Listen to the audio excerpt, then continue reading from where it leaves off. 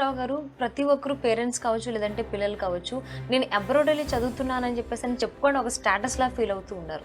మరి విదేశీ విద్య అంటే ఏంటి? ఎందుకు అక్కడే మనం ఆ ఎడ్యుకేషన్‌ని నేర్చుకోవాలి అని అంటారు? ఎందుకంటే ఇప్పుడు ఫర్ ఎగ్జాంపుల్ ఇక్కడ తీసుకుంటేనండి దాదాపుగా మేము 90స్‌లో ఇంజనీరింగ్ కంప్లీట్ చేసాం.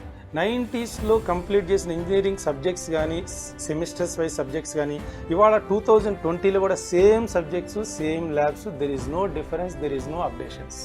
ఎందుకంటే ఇవాళ టెక్నాలజీ పరంగా మనం అప్డేట్ అవ్వట్లా. ఫర్ ఎగ్జాంపుల్ మన ఆంధ్ర తెలంగాణలో 700 నుంచి 800 ఇంజనీరింగ్ కాలేజెస్ ఉన్నాయండి.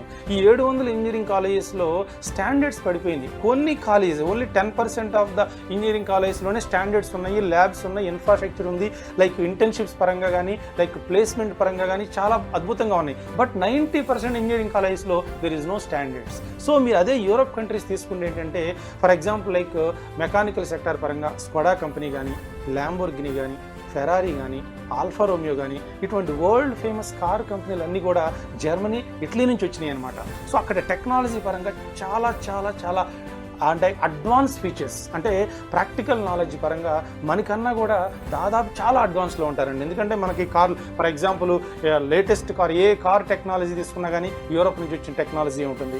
Wind energy born and barter from Europe countries. So అదేవిధంగా ఏంటంటే అక్కడ అడ్వాన్స్ ల్యాబ్స్ ఉంటాయి, అడ్వాన్స్ ఇన్ఫ్రాస్ట్రక్చర్ ఉంటుంది. ఈవెన్ ఫ్యాకల్టీస్ కూడా అండి డబుల్ PhD, త్రిబుల్ PhD చేసిన వాళ్ళు మనకు ప్రొఫెసర్స్గా ఉంటారు.